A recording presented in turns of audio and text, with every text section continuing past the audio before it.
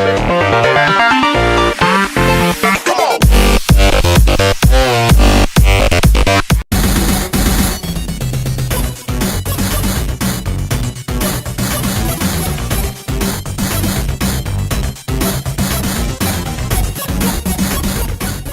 to the Console Xplosion podcast. You're listening to Matt from Edmonton, Alberta. And I'm Jared, otherwise known as Kaztech, from Ottawa, Ontario. Welcome, sir. Thank you. It's been some time. Has been some time. We took a break due to Halloween. Small hiatus. I'm sorry, that spooky month, man. It took a lot of my time. It was busy. Yeah, busy how did it go? For this guy. Oh, fucking awesome. You can check it all out. What did it look like to you? It looked good. I really enjoyed the Five Nights at Freddy. I thought that one was really good. And seeing Evil Within. Yeah, that's a really fun game. We want to keep playing through that. We have the first two chapters covered. All that's up there right now is chapter 1, but we're probably going to keep playing it. At least Aline wants to, so as long as he keeps that interest generating, we'll talk Humphrey into it. He's the one that's being the piss ass about it. He wants to get away from the scary games. Oh, what a puss. And it's like, come on, we don't have to stop playing scary games because it's out of October. We'll play more cutesy fun stuff. That's why we're starting Conker's Bad Fur Day now. That's our next coming series. That's what we're doing. And we also have Cloudberry Kingdom on the way. But we needed to go to some extreme from Spooky because it was distasteful for some of the other people. So yeah, we're probably going to be scrambling for some time for a bit here, but there is still some second parts to put out, and it's not going to be tied to any Spooky Month label. It's just going to be just continuation of the awesome game, The Evil Within. Exactly, that one, and Alien Isolation as well. We're going to be persistent about Evil Within, but Alien Isolation is still something I'd like to revisit.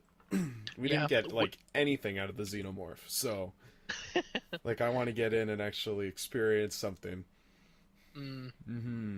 Which game is better?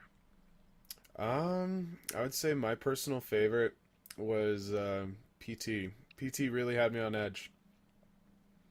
Cool. I don't know how, but it affected me so profoundly. It was just my new favorite thing that we probably played that 6 different times over the course of October.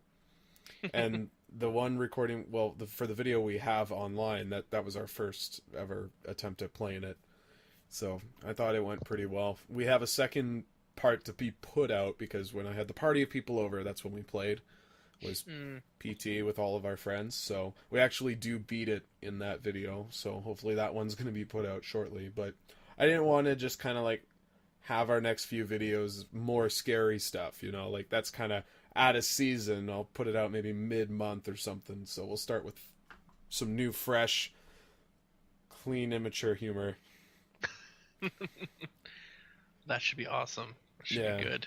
Look forward to that for sure. But yeah, Five Nights at Freddy's, that was one I was wanting to see, and I'm glad you guys did it. It looked like a fun game for sure. Oh yeah, that's one game that everybody should visit at least once. Cool. Who made that game? Jeez, god damn it, you got to put me on that spot. I can pull it up here if you bear with me for 1 second. I know it was an independent game, right? Yeah, it was one guy. Who's making a sequel to it as well, apparently. Yeah, where you'll actually get to move. Ooh. So, okay, I shouldn't have to scroll this far down. Developer is Scott Cawthon. Cawthon.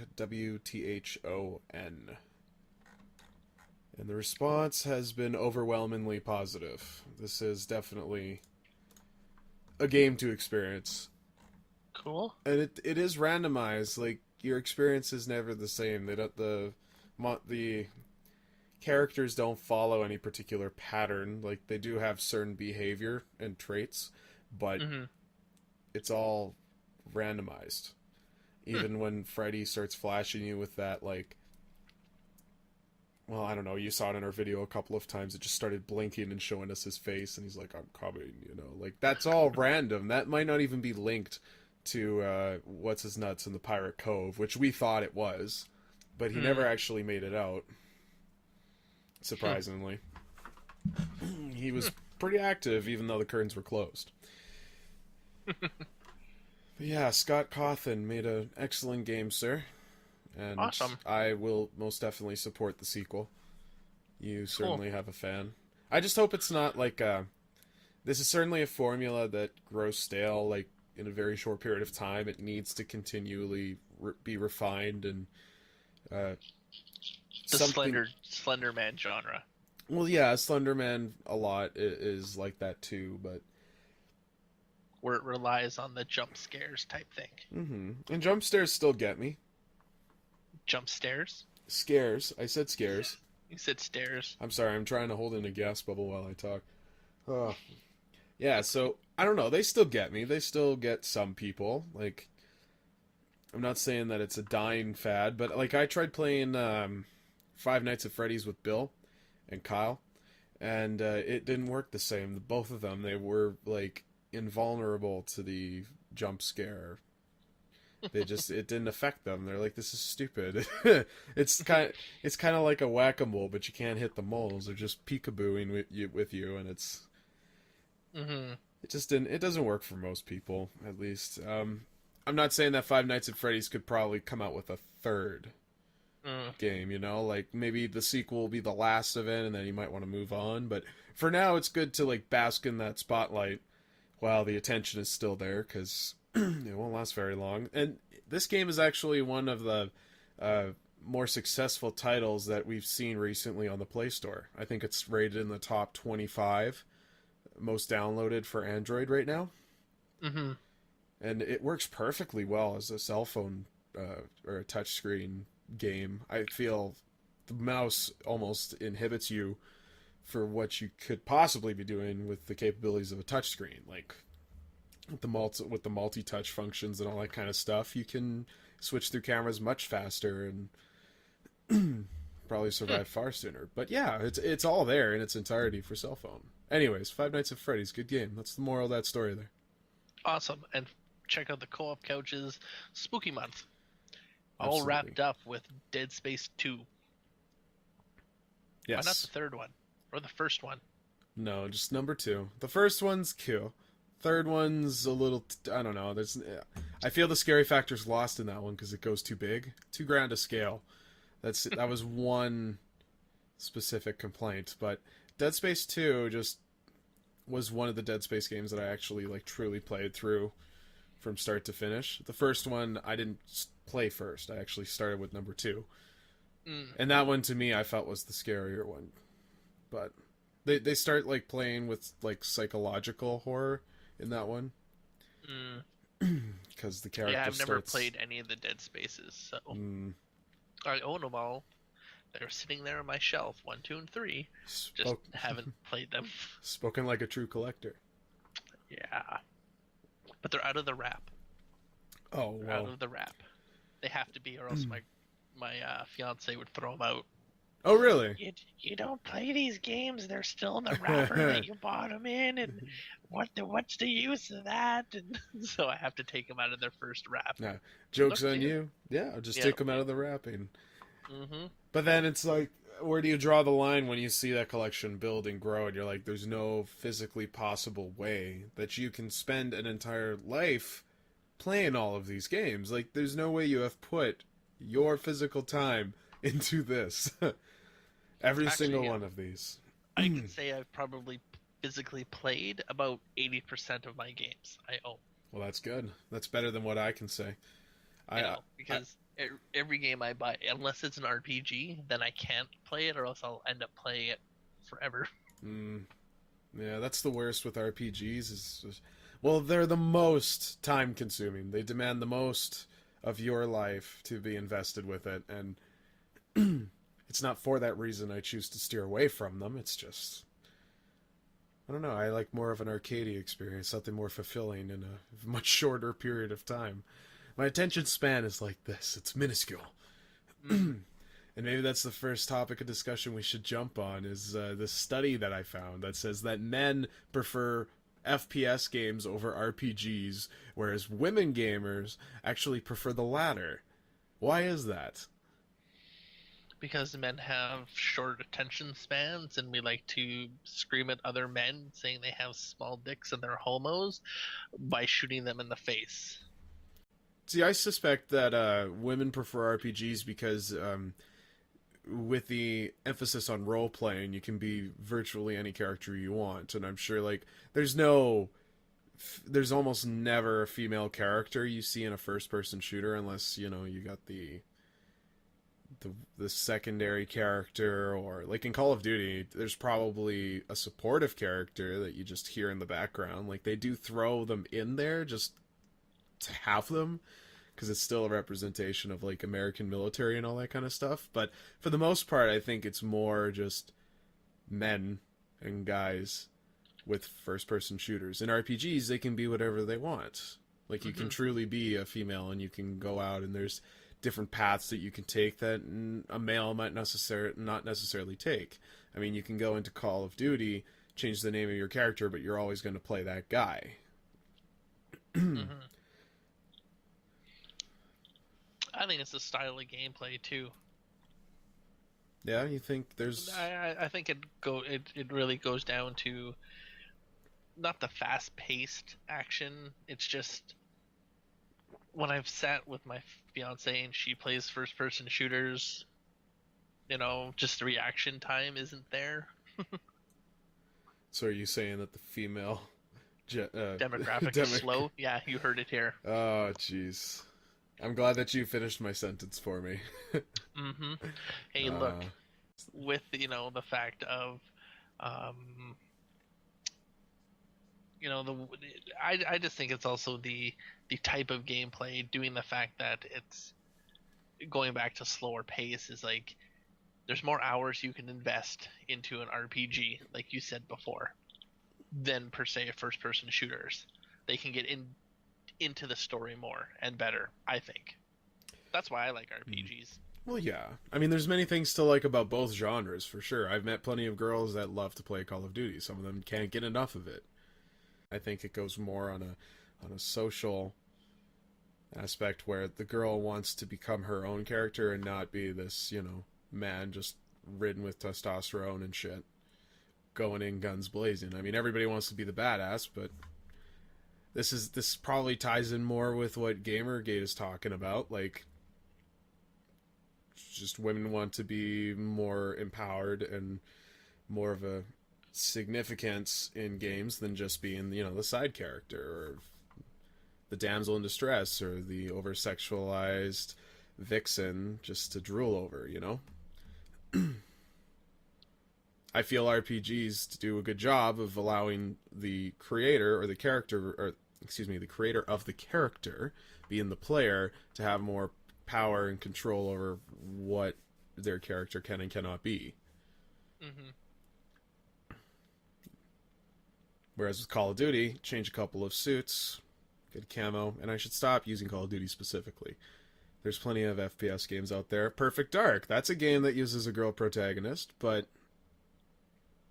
I mean, let's face it, the quick gun run action is more prominent amongst a male demographic. But there's all types out there, I guess. It's just in this one particular study, they said players between 18 and 30 account for 50% of the US MMO audience. Yeah, I would agree with that. And they say that men make up 46.5% of RPG players. So there's actually a much stronger female demographic for the RPG genre. When you're actually weighing out your numbers, which is pretty cool. Drive Club. Ugh, don't get me started. How are you enjoying Drive Club, sir? I hear it's the wonderful. Free version, fantastic. It's so fantabulous. It's almost like I'm not even playing it. Oh wait, I'm not. I don't feel that there's any game that should make you feel like you're not playing it. Seriously, I'm not playing it. Which is not a good thing. No. No. And this is a game, mind you, that like every other game that's built exclusively for any console, but Sony more specifically, seems to grow a habit of saying like only these features and everything this game can provide you is possible on our PlayStation Network. Yet they can't seem to make it work on their PlayStation Network. No. Maybe a little too ambitious? I would have to agree. I wouldn't really say it's necessarily the network. I think the game itself, developers weren't paying attention when developing the game. When it comes to what they were wanting to do, I think they were thinking not a lot of people would actually buy the game. So they didn't feel that their servers would be filled with paying customers more than non-paying customers. Well, yeah, but that was a fair argument, say, like, in the first week or two of distributing this game.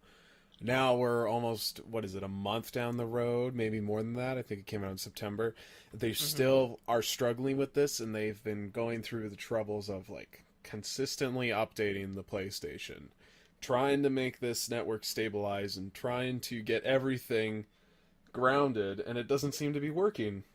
Well, I don't think they've done anything. There's only been one update, and that's the big firmware 2.0 update. Well, okay, for the console itself, yes, but I'm talking like the Drive Club software, though, has received multiple updates. But that only people who own the game, who purchase the game, will know that. Right. Right? People who, like myself, who are waiting for that glorified demo are... What, so you can decide on buying it? Well, yeah. I stood at Toys R Us today. I had Evil Within, Alien Isolation, Minecraft, Drive Club, and Trails Evolution, or whatever. Okay, Trials. Yeah. In my hand. All right. And I'm like, I'm going to buy a game. And I looked at them all, and I said, I don't know what I want to buy. And I'm like, Drive Club, nope, because it's been nothing but a problem. So that was the first game to put away. Yeah. And then I'm like, I don't want to pay $69.99 for a brand new game. So Evil Within and Alien Isolation went back. Fair enough. So then that left me with the $19.99 Minecraft and the $19.99 Trials. Sorry, $29.99 Trials. So did you take the cheaper end of the deal? I remembered that at Walmart, Trials is actually $19.99 and comes with all the downloadable content. So I went to Walmart. Yeah, that's a good hunter for you. That's how I collect. Yeah. I find the cheapest available of that, and then what comes most with it. Well, yeah, you got to shop around for a bit. Do you ever go to like one store and then tail over to another store and then maybe check out two more before making your decision, or do you usually just fit the one location and then just grab the title you're looking for? Well, unless you see a deal in like a flyer or something passing. I don't usually do flyer deals. I'll tell you a story. I used to live in Victoria, BC. Okay. I first met my fiance in Victoria, and I asked her if she wanted to go game hunting with me on a weekend. She said sure. You know, it was a Saturday. We both didn't work. This is probably the first time that she's ever done something like this with me. Yeah. She figured, oh, okay, we'll just go to a mall, or, you know, maybe the other mall that's downtown after, because they're pretty close to each other. I went to the first mall downtown, went to the second mall downtown, went to the Walmart that's on the outskirts of town, went to the Walmart over by where she lives, went to another mall that was on the other side of the city, went back to the mall, the first mall we went to pick up the first game that you found. Nope, just to look again. Oh, just to okay. Look again. Just to make sure you didn't forget anything. Yeah. Went back to a little pawn shop. There was 4 pawn shops around downtown. Hit all of them, and then went to the future shop that was right beside her place and bought the game from there. Nice. She was kind of like, and this was like, we started at like 9 in the morning, and it was about 8:30 at night Wow. when I finally made my decision for one $5 game. That you could have spent half the day playing. Yeah. Yeah. Well, at the time, I played the games all the time. When I lived in Victoria, I had a lot of downtime, so. But yeah, she hated it when it was like, we want to come shopping your games with me. She's like, no. Wow. Or she'd have to put parameters on it. So now that we've been together for 8 years, it's pretty much she knows, all right, he's going to do A, B, and C, and that's it. And I'm going to make sure he just does A, B, and C. Or he can do E, F, G on his own. Oh, I see. So she still comes with you. It's just shorter it's just not the time. same capacity. Exactly. Yeah, of course. Because if you ever saw that episode of The Big Bang Theory when Sheldon had to pick an Xbox One or PS4, that is where my fiance says, "That's you. That was you." Every time we go and get a game or something, that's you. You put them both on the side, and you can sit there, and you'll sit there for hours contemplating which one to buy. Yeah, indecisive. She's like, it drives me up the wall. She's like, I want to stab you in the back and leave you. So, yeah, that's my story about that. But getting back to Drive Club and the whole issues with just the whole problem with the Drive Club thing. That's why I put it back. It was the first one to go back because of the problems that it's having. They should be able to get their shit in gear and fix it. But to me, it just seems like, whenever we have paying customers now, we don't need to do the free version like we said we're going to. We already lied about it being a launch title. We already lied about it being available for free, a full game for free. We already lied about it coming out last month. Well, maybe people just forget. No, I don't think that they're shrugging it or anything. For one, I wouldn't want to put out the free version until I have addressed the current issues, because the purpose of the free version is to reel in new potential customers. If you got a free version that is broken and doesn't work, then it's just another lost potential sale. So first you address your network issues, and then you focus on the other thing. They've actually postponed everything that they currently have planned for this game until all the issues can be sorted out, such as the PlayStation Plus edition. I guess that was going to come with some exclusive cars and tracks, and that's on hold right now until they can actually get things sorted out with this, if they can. I mean, well, no, the PlayStation Plus edition was the free quote-unquote demo.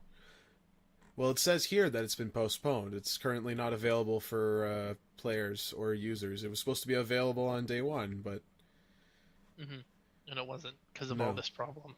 Yeah, it's been a problem for them. It's been a month. It's been a good month.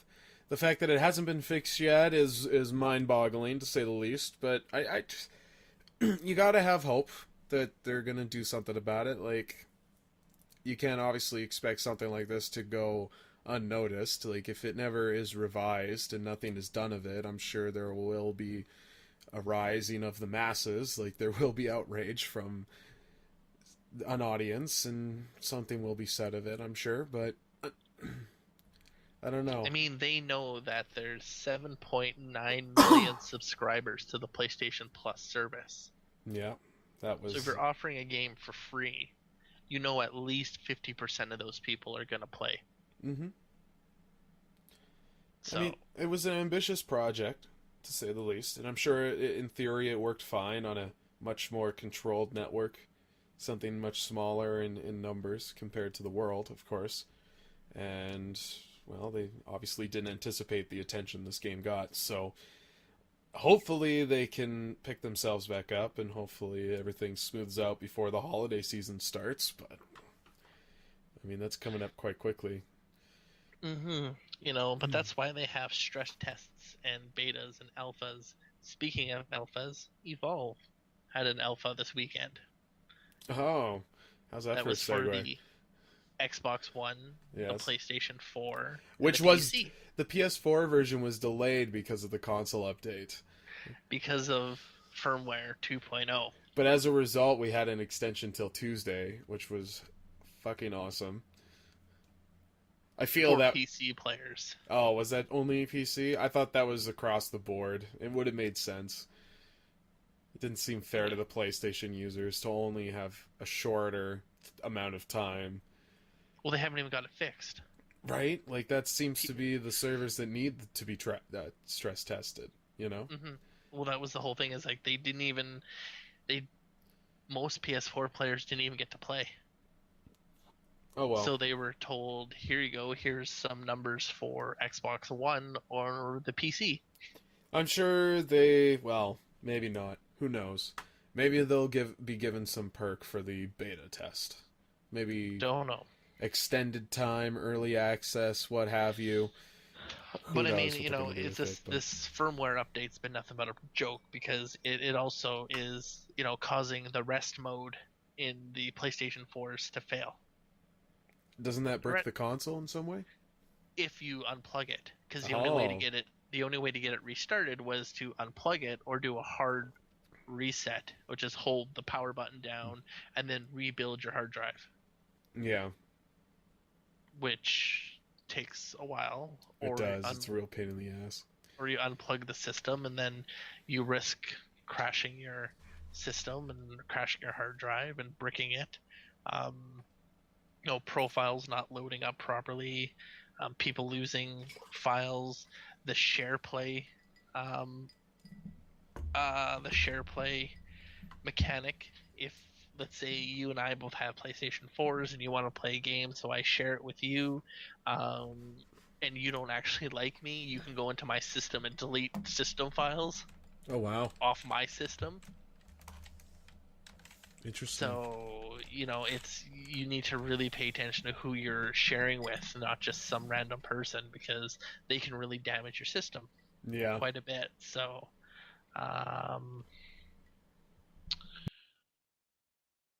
what else? And I think that's the whole YouTube fiasco, it not loading properly and screwing up, and yeah, just one thing after another with this firmware update. So I know Sony's working on it. We'll see. It's a work in progress. Minor setback.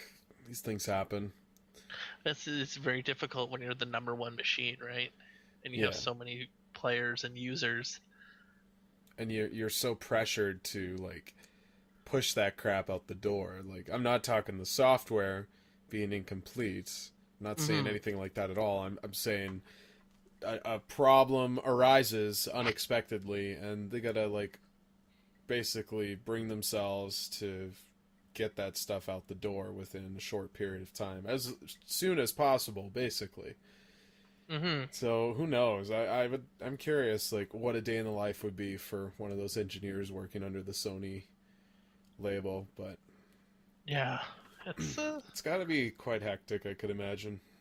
Well, I know PlayStation has kind of come out and said, you know what, we messed up.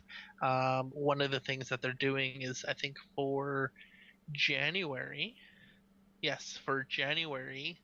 PlayStation free game for the PS4 is going to be the Swapper, which is a pretty good game. I have that one. Yeah. It's fun. And Infamous First Light. That's pretty cool. And then they've already announced what's going to come out for December, and that's going to be Injustice: Gods Among Us, the Ultimate Edition. So that is all the downloadable content. And the shooter Secret Ponchos. So, top-down shooter. But yeah, that's what they're announcing for the PlayStation 4, at least for the month of December and January. So hopefully they're good. I mean, this month the games just got released today. The Binding of Isaac. And yeah, so Binding of Isaac, that's another good game that gets, put into your library. I'm more impressed with what Sony is providing users for free titles. I mean, they certainly have to pick themselves up because of, recent hiccups. But, I mean, we got some free games for Gold members as well on the Xbox front for November. What are those? I 360. think they're excited. Oh, you can hear the enthusiasm from my voice as I read them out to you. 360 users can look forward to getting Red Faction Guerrilla for the first half of November for free. And then Viva Pinata Trouble in Paradise in the second half of the month. And then for Xbox One users, you'll actually be getting, and I'm taking a quick skim here because I did have it. Well, currently they have Darksiders 2 and Chariot, but Volgar the Viking is coming in November. Mm-hmm. Which seems to be the only one listed here. And they're talking about Crimson Dragon. Okay. Will likely continue to be free for subscribers, it says. Yeah.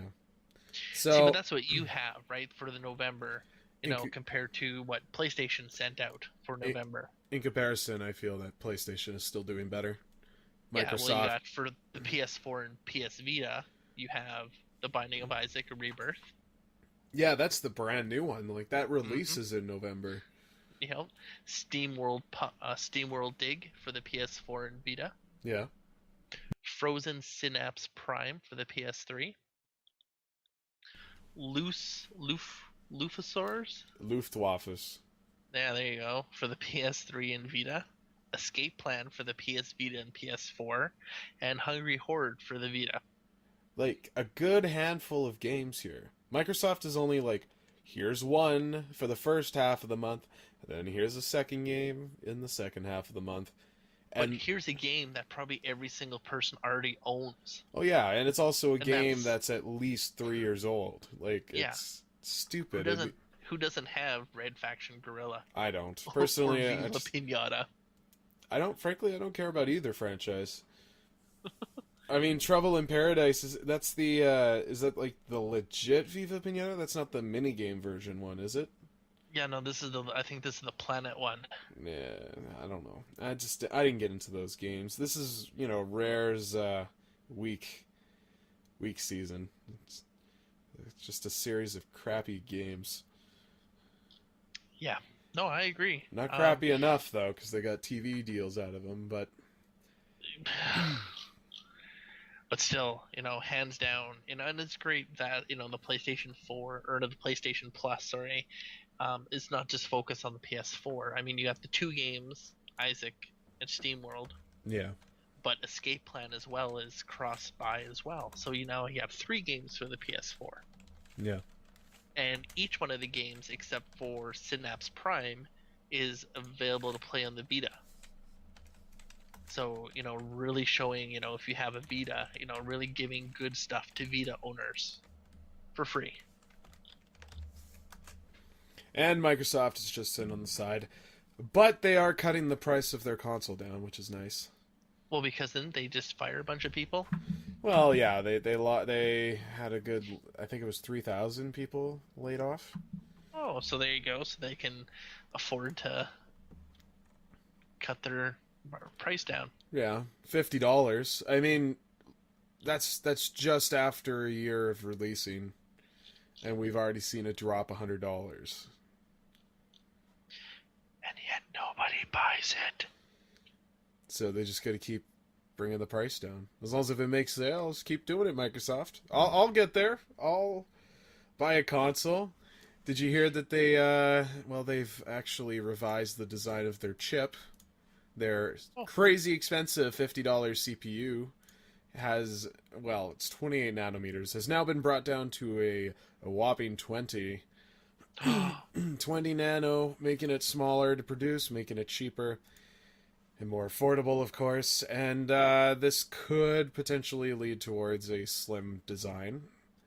Because naturally, it's a trickling down effect. It starts with the CPU, and then naturally from there, either if you don't put more CPUs on the board, because there's plenty of room for that, you either make the board smaller or you do some other sort of work with it. So naturally, everything will follow.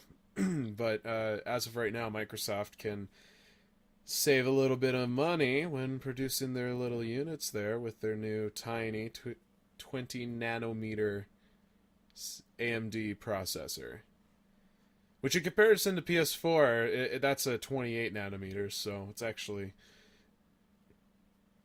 It's actually a little on the big side. It's obsolete at this point. Just saying. Obsolete. Yeah. It's big and bulky, like one of those tube televisions compared to flat screens these days. Mm-hmm. Yeah. In terms of technology, Microsoft has already hit the future age. Sony is sitting in the dark ages, and that's why Driving Club is not going to succeed. It will not prevail. All these problems they're getting, like, it's just gonna be worse. Mark my words, man. I tell you. Yeah, no, we'll see how good, the wonderful world of Xbox does. Cutbacks, system being so fantastic. Yeah. Fanboy. Me? No, I'm not a fanboy. No, I'm a fanboy of PlayStation. Oh. Yep. I try not to be biased. I used to be an Xbox kid, and then I jumped on the Sony train, and that's been ever since Microsoft unveiled the Xbox One. So, for me, it's the whole Red Ring of Death fiasco. I experienced that 3 times in my life. Ugh. You shouldn't experience it once.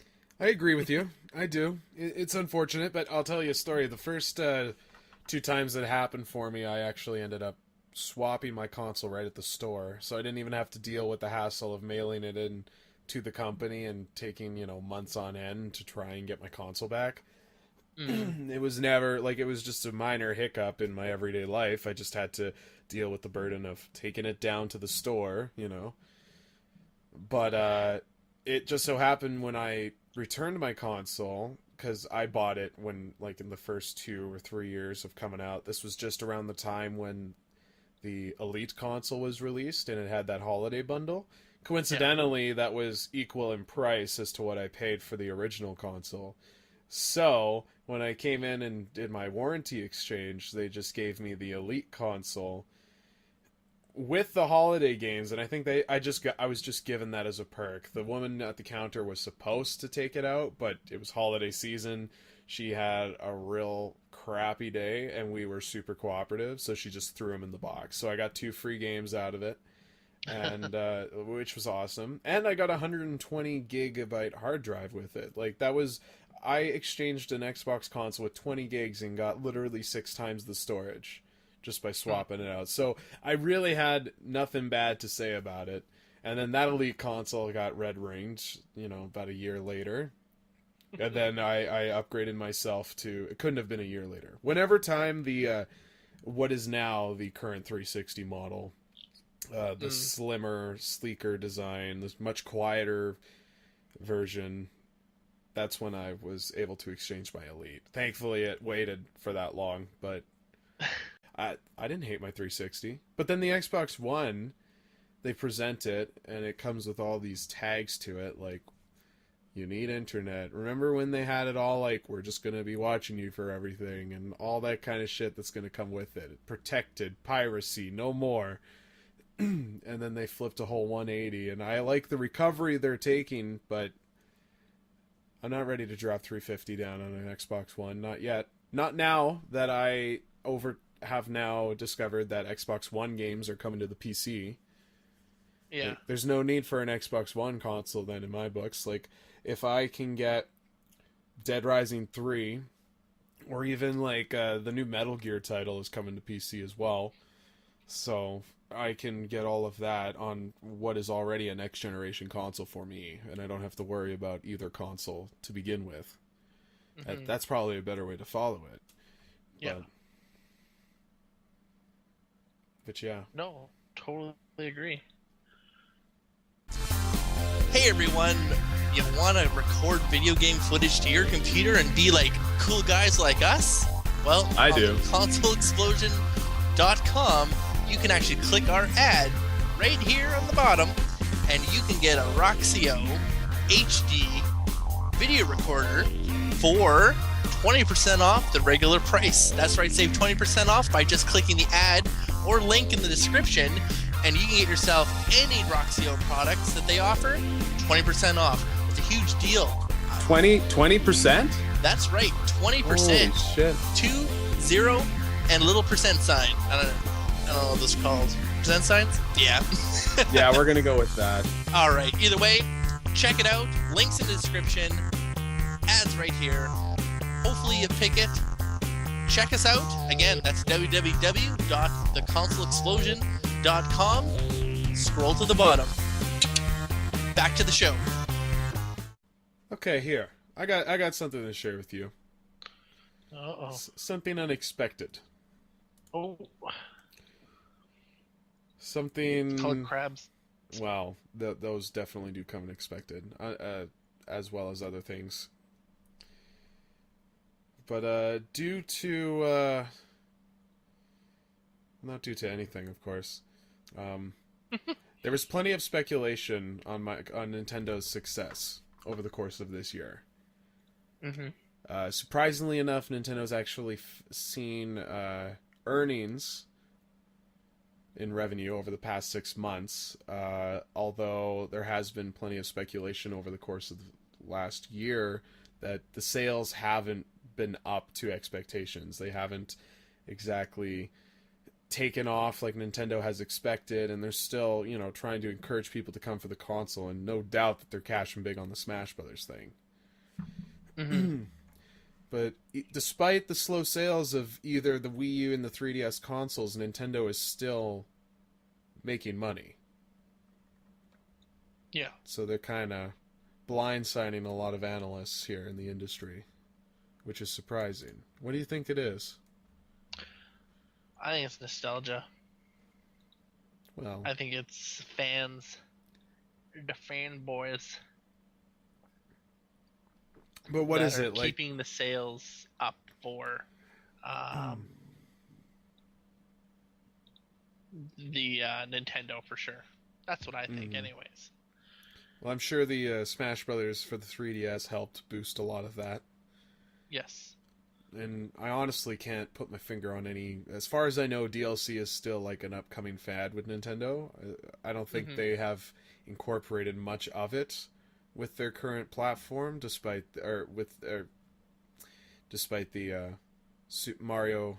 What do they call it? It's the Luigi one, the Mario Brothers, the new Super Mario Brothers. I don't know how I can forget about that sort of thing. I was about to say Mario and Luigi, but that's a different series. But yeah, they don't really have much for like DLC to bring in extra revenue. They only have so much in predicted sales, right? So are people buying 2 versions of the game? I guess I don't know how they crunch the numbers when it comes to Pokemon. I would presume that most people pick up both versions. Not one Pokemon fan I know settles with one version. Yeah.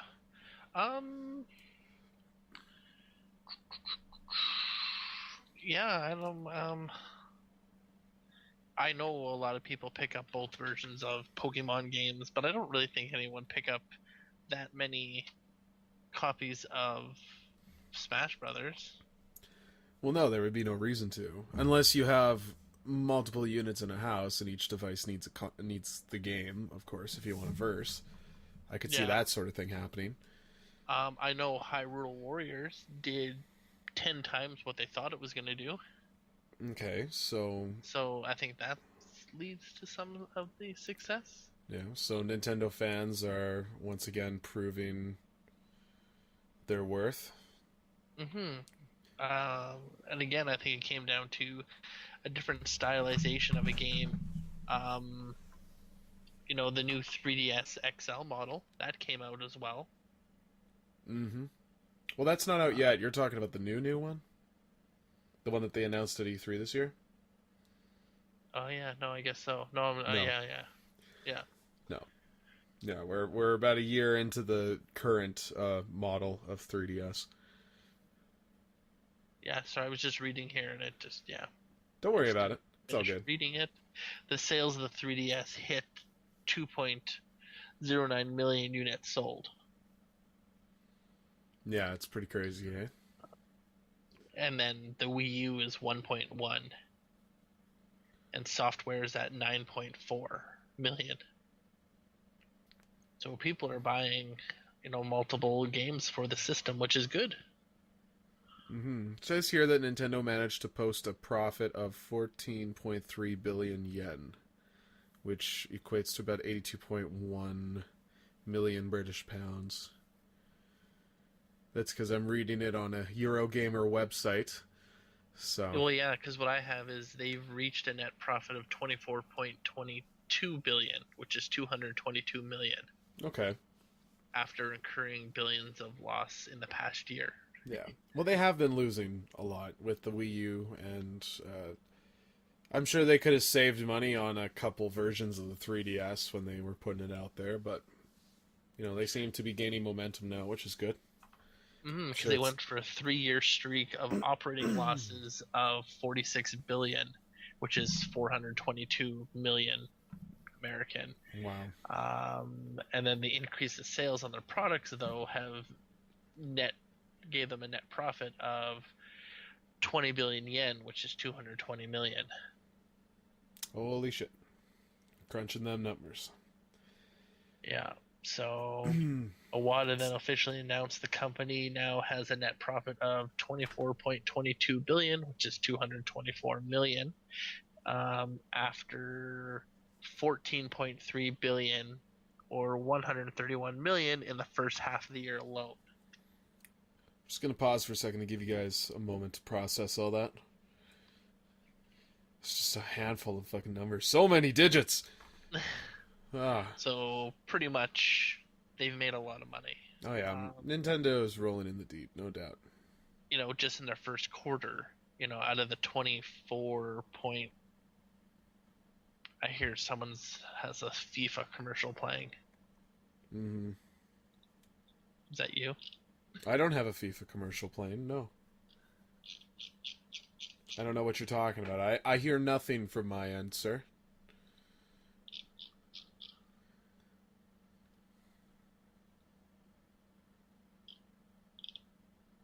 Or is it a hockey commercial? Either way, it's not coming from my end. So you seriously don't hear it? No. I have no windows open. Does it sound like it's coming from my end? Yes. Well... So then it is you, asshole. I don't see... There's nothing in my mixer here that shows that there's sound playing anywhere. Well, it's not now. It's stopped now. It did the whole goal and then pick it up on Xbox One. I'm telling you, you must be... Do you smell burnt toast? Are you alright? My left arm is a little numb. Oh, okay. Well, maybe there's your problem. I'm telling you, it wasn't me. How do you feel about a Luigi's Mansion arcade game? If you get to be in a first person and get to hold the flash or the suction thing and the flashlight. I'll show you the link that I have here. It just has pictures from the outside of it, but it's one of those containment units where you gotta put yourself inside, and it's got a big screen to it. It looks like it's a light gun game. Okay. What are you getting into there? A bag of giant Tiger Value potato chips. Oh, From my okay. daughter's Halloween haul. Remember, you're not too old to go trick-or-treating. And then when you are, you have a kid. That makes me question some of those big families then. When they have like 10 kids, like... Oh, yeah. Might be for a bigger purpose. Maybe they don't need them for the family. Maybe it's just to feed the father's candy addiction. So, Capcom currently has the rights to Luigi's Mansion, at least for the Wii U and 3DS versions of the game, and so they're testing out a arcade version in Japan. They're only going to go for, I think it's a weekend or something. I don't know. Poster here shows 2 dates, October 30th to 11th, or excuse me, that's the 11th month, November 3rd. And so they're just demoing out There's nothing much being said of it. Although people are curious about it. It is making a presence online, of course. And I haven't actually played Luigi's Mansion 2 on the 3DS. Have you, sir? Yes, I have. And how did you like it? Because I loved the GameCube version. Mm-hmm. And I like the fact that Luigi's Mansion is not forgotten. It's still a franchise that is slowly but surely being kept alive, and we don't need Luigi in too many games. This, I feel, is like his franchise, and I'm happy that it's there. Mm-hmm. If you can... I thought the game was good. I like the GameCube one a lot. Well, yeah, there's a lot to appreciate about it. But, like, Nintendo has tried other arcade titles before, like F-Zero and Mario Kart. The Mario Kart is awesome. I've played that many a times. I believe that's the only one that's actually still circulating. For anyone that lives in BC, you go on the Queen of Victoria ferry, and it has the Mario Kart arcade game in it. Yeah, it's pretty sweet. I've only seen it at one place in an arcade, and I'm pretty sure it was in BC. Not on any ferry, of course, but it's out there, and it is pretty sweet. I have played it at least once. I mean, it's Mario Kart, but it's different. You would think it's just traditional Mario Kart, but it's got an arcade twist to it, because, you know, obviously these things are designed to be quarter munchers. And you put your face on it. It's fun. Yeah. I enjoyed it. It takes your picture and everything. Yep, and you get first place. You get to continue to play. Yeah. Which I'm good at racing games, so therefore I always kept playing for free. But you got to remind me on this. Was there much there probably wasn't much resistance or any sort of feedback coming to your steering wheel when you played, right? Give or take. More so when you play when one of the 4 other ones have players on it. Mm.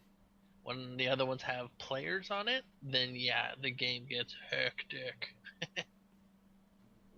And there's lots of feedback. There's lots of resistance. The game kind of plays totally different when there's actually other people. So yeah, sort of along the same lines of almost like I mean, it's not Cruisin' USA. That'd be cool if they had a Mario version of Cruisin' USA, but that's a game I liked. I would say the same kind of arcadey feel. Mm-hmm. Like you do a match and then that's basically it. Yeah. Yeah. So anyways, just wanted to put that little tidbit in there. We might be getting a Luigi's Mansion arcade machine sometime soon, and I'm certainly excited to try. See, and that's what I'd want to see, is I want to see arcades come back. Yeah, and more of a video game appeal. Like none of these knockoff franchises or basketball pitch or skee ball things. Like, let's get back to old arcade cabinets and pinball machines. Get away from the ticket games.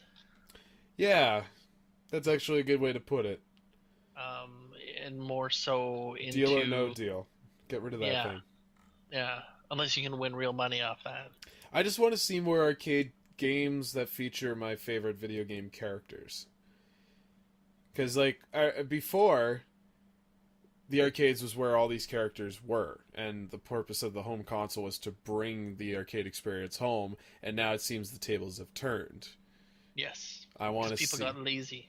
They did. I want to see the game characters from home in the arcades. But, like, give me something unique, something different. Like, this Luigi's Mansion arcade looks like it would be... I don't know, it'd be fun. Like, have you ever played the Jurassic Park one, where you gotta sit in, like, the buggy, and you just have the light gun to your side so you can fire it at... Yeah, stuff like that. That's more of what this is probably going to be, nonetheless, but, you know, it's something different. It's a more immersive experience, if you will, and I don't know, I just like that this, to me, feels like it actually has a place in an arcade more than just, like, deal or no deal, which is like, hey, you can't make it on our game show, but, you know, you could feel like you're winning something by just playing this arcade experience. It's just, it's an easy way to get tickets. That's all that's there for. And so if you want to get a prize, go play Deal or No Deal. But other than that, if you just want to play a game, fuck. Play the Luigi's Mansion arcade, not the Left 4 Dead one. Yeah. The failed one. Yes. We'll see about that. Yes, sir. And, yeah. So hopefully we can actually get some exclusives on that. If that doesn't happen till November, we'll get a hold of our Japan correspondent and see if he can Yeah, my great check sensei. out the system. Yeah. What's that guy up to? He's got a... I sent him all the information, so right now, what time is it? 10? He would be sleeping. Oh, that's a shame. He should stay up late one time and join us for a podcast. Well, maybe if we do it during the day, it'd probably have to be like an earlier one, but we could probably arrange something. It is doable. I get this day off work, so... Me too, so... Yeah. But yeah, I mean, I'll talk to him, see if we can do that for sure. I think he'd like that. Talk about some Japan stuff. I know he just found a bunch of kittens that were thrown away in an alley. So they're he's, as he calls it, their adoptive mother. So he's been looking after these cats. So. I feel like there's a lot of that happening. Yeah, so he's been looking after them. He's been pretty busy. So, but he did let me know that he will have some videos posted here pretty quick. So look out for those for sure. That's awesome, coolio. All right, well, before we close out here, mind if I go through the hopeful mentions? Of course. Okay. Of course. Well, there's no need to mention about the games with gold. You guys already got the list on that sort of thing. But as mentioned before, Kaz said 7.9 million members worldwide on the PlayStation Plus network. Mm-hmm. Way to go, Sony. Bethesda has officially confirmed that they canceled Prey 2. I guess there was conflict of interest. They felt that it wasn't going in the right direction. I think it's just another repeat of sort of that Titan MMO ordeal with Blizzard. They just, scrap it. Probably no good. But the Prey 2 demo and video that they showed off looks awesome. Yeah. It's awesome to play a bounty hunter, to have to go track him down in an open world concept. Yeah. But if you put too much into it and it's not executed properly, it can really create a lot of garbage. And there must be somebody... Prey 1 sold really well. Did it not? Well, yeah, but maybe there's actually somebody in the business there with some sensibility that's like, this game is not ready to get out there. It is a game more deserving of a sequel, far more superior than this.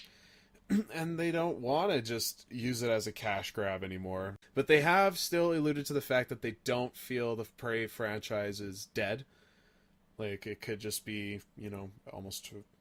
They want to reboot the project, maybe try something different. But as of right now, it's been shelved. And we're not going to be seeing a sequel anytime soon, unfortunately. That's just really too bad. It is too bad. Who knows what the reason was. But Oculus needs to move 50 to 100 million units to be, quote, meaningful computing platform, end quote, says Mark Zuckerberg. I guess in his mind, to prove that Oculus is a worthy platform and actually is something that was worth their money, it needs to sell between 50 to 100 million units within the next 10 years in order to be considered a meaningful platform. So I'll let you guys think on that. In a related note, the first ever Oculus exclusive film hit Steam earlier this month, and I shouldn't say this month, it was end of October, on the 28th. The film is titled 0 Point, and is the first ever 3D 360-degree film that is compatible with the Oculus Rift. It's compatible with both dev kits, and it will require 4 gigs of memory along with 2 gigs of hard drive space. And a processor that's at least as good as an Intel Core i7. So it's not a typical video that you just play. It's still a software that has to run on a platform, but it's exciting. Huh. Mm-hmm. So there you have it. Those are the hopeful mentions for the first week of November. Awesome. Yeah, man. There's a little heartbreak in those. Well, the Prey one especially. Yeah. But, it is what it is, and hopefully they can come up with something better or just as good. I trust it's in good hands.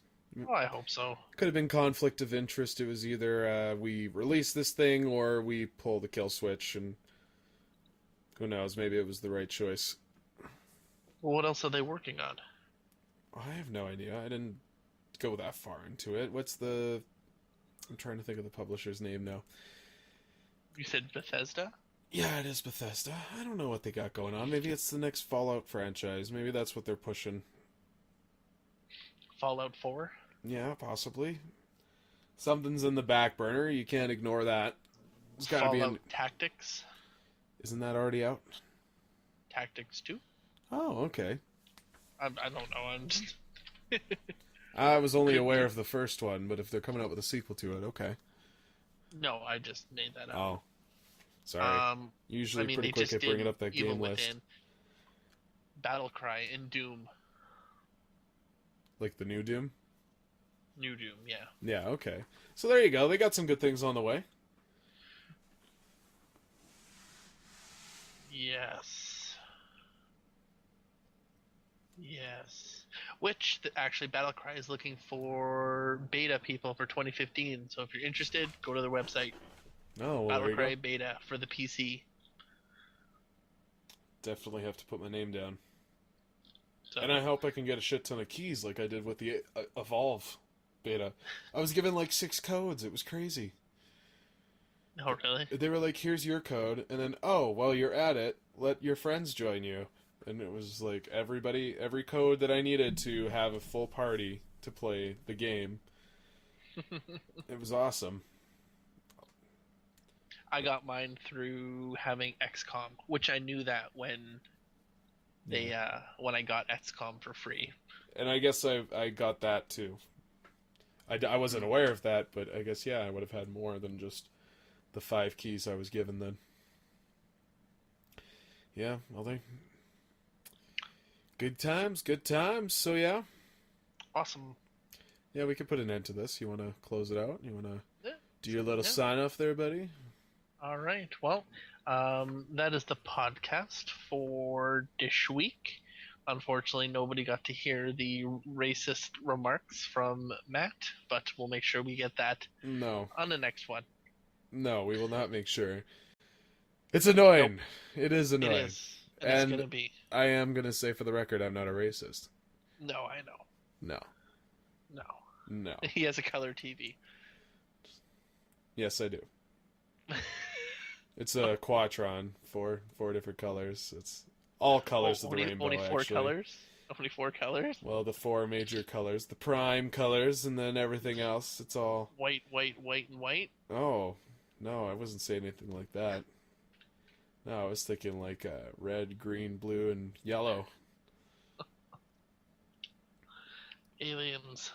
Aliens? Who's aliens? Huh? Who's aliens? Where did aliens come in?